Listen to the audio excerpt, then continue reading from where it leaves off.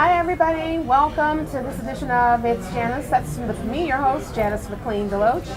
And today, I want to tell you about such an inspiring story.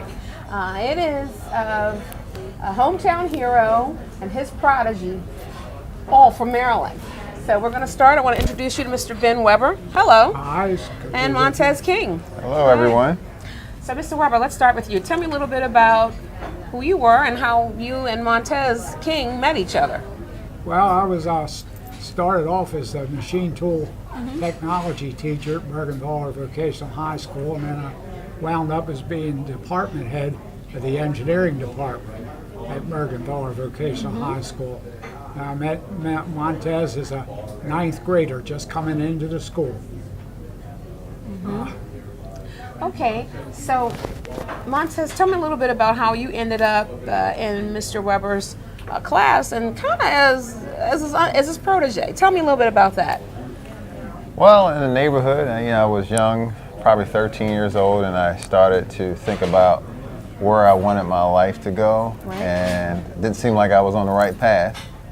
And so I kind of just gathered around some kids and started spending time with them, and they were all focused on trying to get into this school called Mergenthaler. I said, wow, I gotta go to this school. Okay. I think I can make it, but I was screwing around in school. I didn't have good grades, and then you had to apply to get to the school. I don't know what the average was at the time, but you had to apply and get accepted. And I remember on open house, I met Mr. Weber. Even though I entered in the ninth grade, when I was in the 8th grade, and I was 13 years old, I met Mr. Weber, and he started shaking me. He said at the open house. He said, "I'm looking for a few good black guys for this trade." He just started shaking me. Okay. Like, get off of me, man. What are you doing? And so I didn't get accepted at Mergenthaler because, like I said, my grades were not the best. But they had plenty of openings for the machine shop because no one wanted to go there. Okay. So I could only remember this guy. He seemed like he cared, and I said, "Do you have any openings in the machine shop?" And they said, "Yes, we do." Was it because he was shaking you, or that? Because that would make me remember, somebody shaking me. So it was the only. There was other trades, but no other trade impacted me. Well, none of the trades really did. It wasn't even machine shop. It was Mr. Weber. It was the way that he approached me. That's what attracted me to him. He's had a lot of strong characteristics, and at the time, he seemed like he really wanted to show me a life that I was not privy to at the time. So I think that was the thing that led me to saying machine shop. I'm going to come back to ask you why you said I need a couple of guys for my program. No, he said black guys. Black guys, okay. Why you needed a couple of black guys. I'm going to come back to you, but I want to ask Montez to tell me a little bit first about your background and how this relationship really helped change your life. So let's start a little bit with your home life and being a kid in Baltimore City. Well, it's pretty tough in West Baltimore, Park Heights area. I mean, I wouldn't lie to anyone. It's a tough life. You don't always know that when you're living in it because you really don't have a lot to compare to. And I think the comparison is what was good for me. Conditioned to a certain type of lifestyle, and then Mr. Weber introducing me to a trade, and I got an opportunity to work with people outside of the community. And there was a lot of friction at first because we're so different. But even through all of the, I would say, communication barriers, I learned a lot from everyone. So I made adjustments. But life as a kid at the time seemed great. But going back to it, I would share my skills and knowledge with any kid and let them know there's something better. You know, I remember doing some research on your story a little bit, and again, this story is just so near and dear to my heart. I've done a lot of TV programs and entrepreneurship and business, and this is kind of that. We're going to get to that. But you are a black person from Baltimore City, so am I. I had to laugh when you said you got your first check and you went down to the check cashing place to cash your check. Yeah. I've been there. I understand that because that's all we know. And unfortunately, my father died when I was really young, and my mom did the best that she could. But there were a lot of, our backgrounds were similar in a lot of the things that you said. And I only wish that I had somebody like Mr. Weber. I think my life would have been totally different, but I'm good. I'm happy where I am now. But so I could identify with that.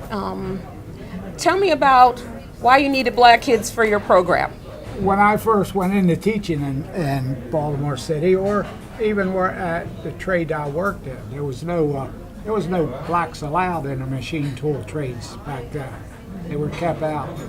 And when I first went into teaching, a lot of the guys from the different companies would call, or manufacturing, and you have any good kids? I said, sure, I have some. They're all good kids.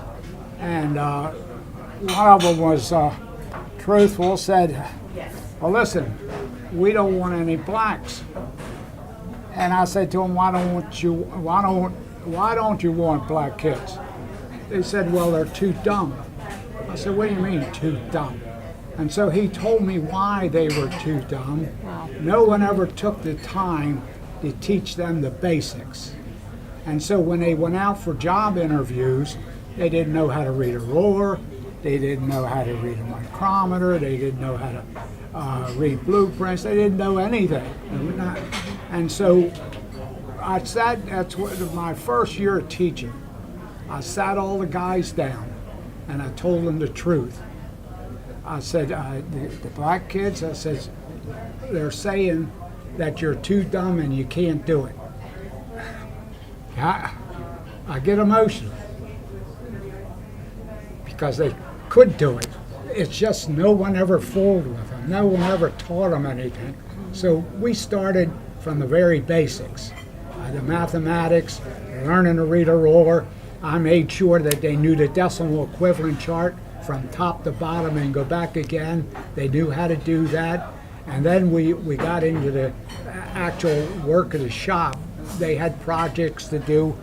And then one of the funny things that came out of this, it was really good.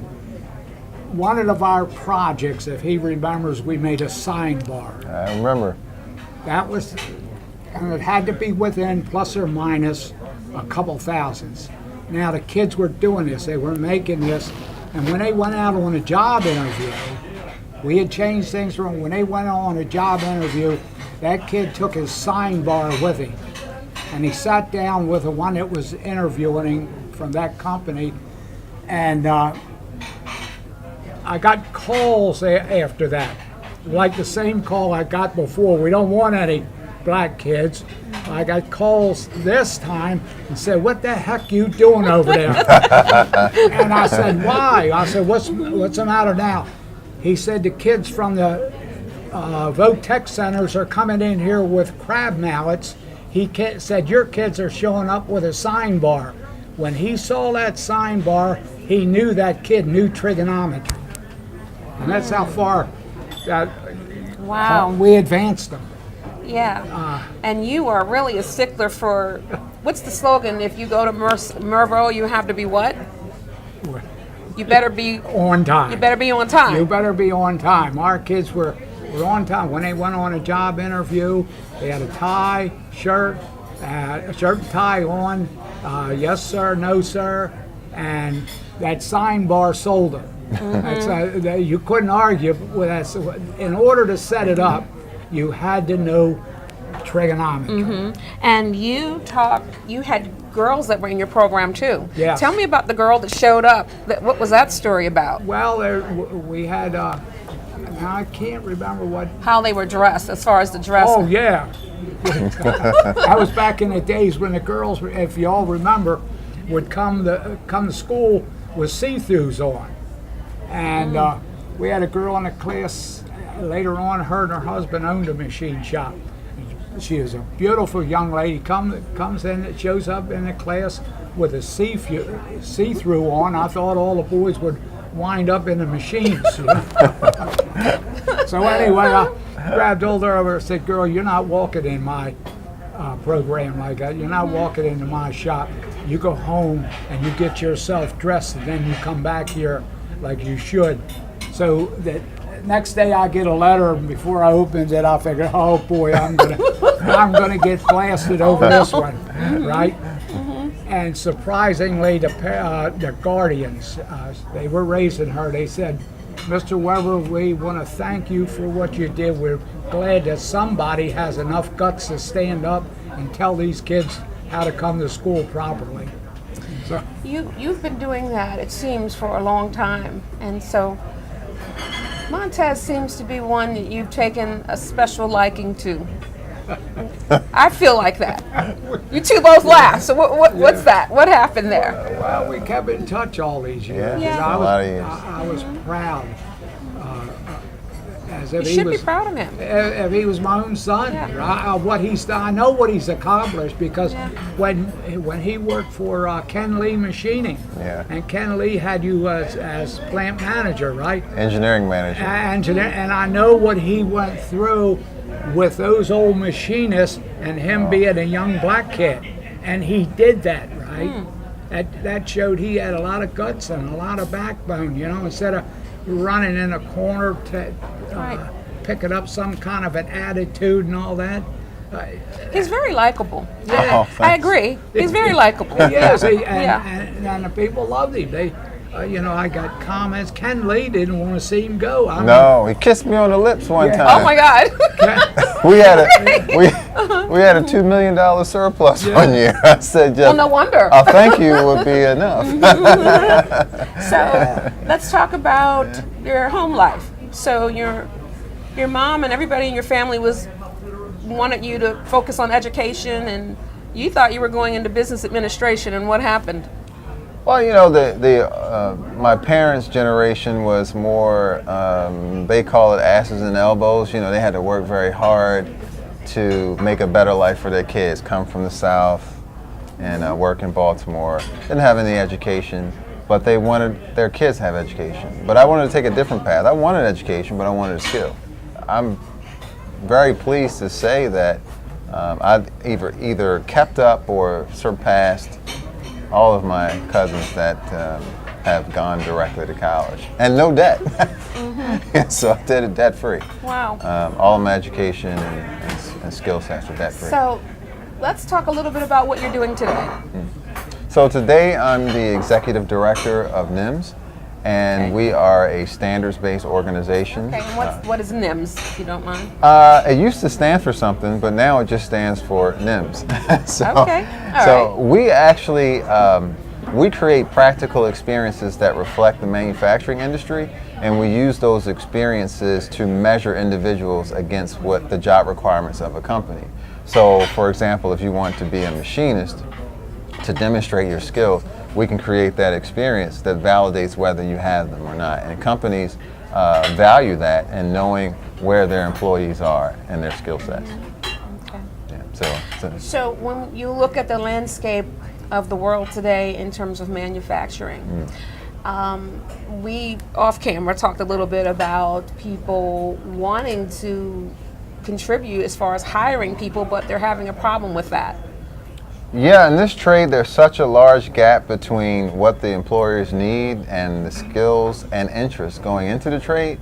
Typically, they hire by just putting a mirror under your nose, and if you see some fog that you're breathing, hire them, right? I mean, you just can't find people. Okay. But it's the interest. Again, that older generation, it's everyone thinks that you send your kids to college and that's the best route for success, but the new economy does not say that. That is important that you mention that. Yeah. The new economy says more than 50% of the jobs over the next 10 years will require something more than a high school diploma, but less than a 4-year degree. and more than 50% of those jobs will pay more than the individuals that have a 4-year degree. Wow. But that, if you don't have that knowledge, and you're still thinking traditionally, you're thinking 20, 30 years in the past, you could be leading your kids down a roadmap that is just not the right one for the new economy. And of course, you got to do an interest inventory. Not everyone is built for the 4-year degree, Ivy League type role. And it's a lot more to it, because even if, some kids say C's get degrees, that's true, but they don't get jobs. So, I've never heard that when C's get degrees. yes, Okay. they say, well, as long as I get the degree, I can C's get degrees. But look at it this way.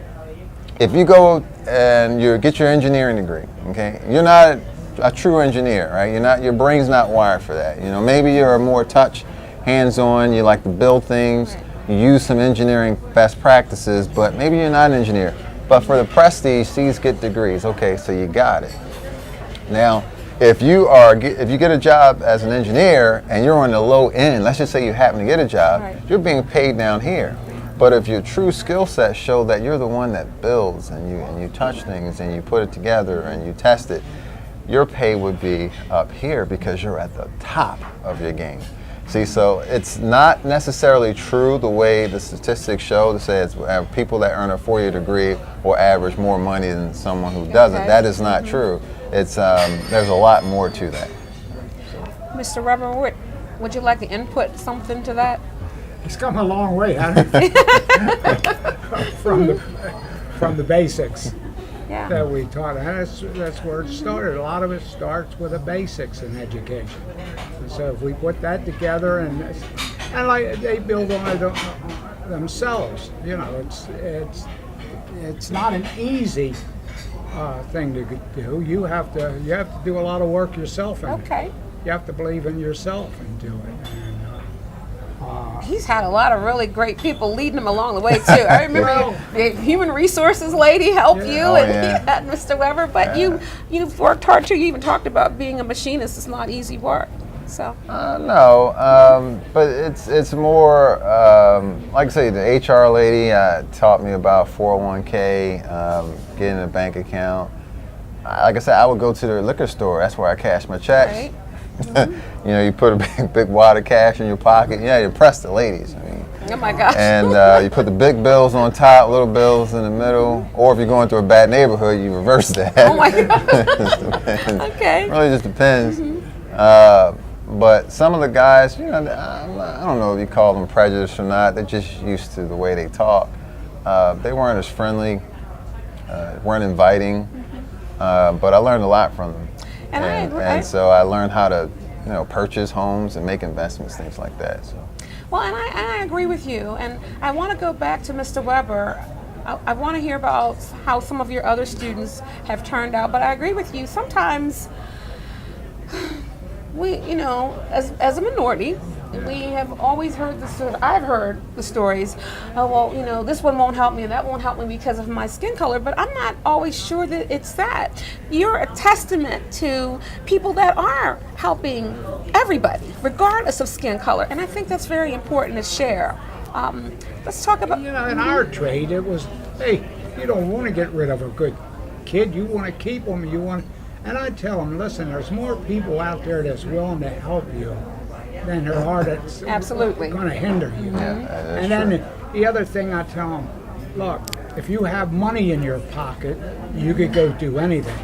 You could go get your college education, and that's what I did. My parents, I don't think they ever went past the 5th grade, but it was the machine tools that helped me to go on and get a college master's degree from the University of Maryland. I did that in the evenings on my own, and somebody else paid for it. It was just a step going up to get up higher, and it all started. And we have to go back and with our society, go back to basics. What were we the best at? We were the best manufacturers of mass manufacturers the world ever known. We knew how to do it, and we gave it away. We gave our manufacturing away to somebody else. And we need to go back to that. There's where the money is.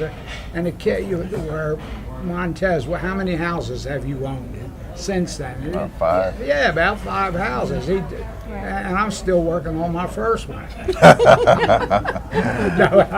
But this is what you could do. We have kids. You want to know one of our kids is top designer, Black & Decker DeWalt over on Joppa Road. Ricky? Yeah. Ricky was pretty smart. Yeah. See how easy that was that they went to that? It's real easy. It was like, Ricky, okay. Yeah. And who else? Sidney Pritchett. Sidney Pritchett's over there, I think, in the model department. He was one of our kids. United States Coast Guard Yard down in Curtis Bay has a lot of our kids working Joe there. Kishner. Yeah, Joe Kishner, all guys, it's all over the place now. So if people want help opening those doors, would you guys be up for the challenge to help them? Willing. Yeah. Listen, take me, anyone with the right attitude, good spirit. I don't care if in 6 months I can take you out of poverty into the middle class in 6 months. Okay. 6 months of training. Yeah, And what about you? right, that same thing. I mean, you just have to be willing. It takes a little work. Oh, yeah. You can't sit back and it's going to come down. I tell the kids, the money's not coming out of heaven. It's not. You got to work for heaven. it. You got to work for it. Yeah. Well, I tell you, go on, I'm sorry. Go ahead. No, Dad. Go ahead. I would love to follow up with you and see where some of your other students are. Yeah. Maybe have a reunion of sorts. You two obviously get along well, so. Well, and I'm running a little bit short on time here, but I would like to say that what is that? Is a movie you pass it on, or you just like how you? It's more like a pyramid scheme in some ways because Weber connected with me, and then I connected with others, and others connect with others, and I can go back in my portfolio and share with you. Pay it forward. There we go. Pay it forward. I can share That's with Liz, you. by the way, guys, off on the side, who's helping us stay on track here, because we'd be all over the place today. Yeah. Mhm. I have a portfolio of maybe 100 people that I've worked with in the past. You were talking about paying it forward. And Mr. Weber, what would you want to do to pay it forward? You've already done it. Yeah, he's done This it. is Yeah. the product of all of that. Yeah. I'm so proud of you guys. Not that you need me to be, but what would you think? What would you say? No, it's all just like anybody that's interested, I could Right. tell them or show them, and you get down there and do it. Look at the companies. I just recently, I called a company down in Carolina. They wanted to move me down, give me a house that gave me a sales talk, how nice the climate was down there and everything. And she said they didn't have any machinists. They didn't know people that knew how to read read a ruler, and they didn't know anyone that knew how to read a blueprint. And all these things have to go in. It's amazing in this trade what you have to know, and it's a real education. And to a young man, it should be a challenge to do it. Well, we're going to have to leave it there because I'm afraid that Liz will come back and take our mics from us. So, but I just want to tell you, it's really been my pleasure and my honor. It really is. So, Montez King. Thank you. It's been a Mr. pleasure. Ben Weber. Enjoyed it, John. And guys, hopefully we'll bring you more about this story. Just kind of follow them around and see where they go. I'm sure it's going to be amazing. This has been our segment for It's Janice. Thank you for watching. I'm your host, Janice McLean-Deloach. See you next time. Thank you, everyone. See ya. Thank you. Bye.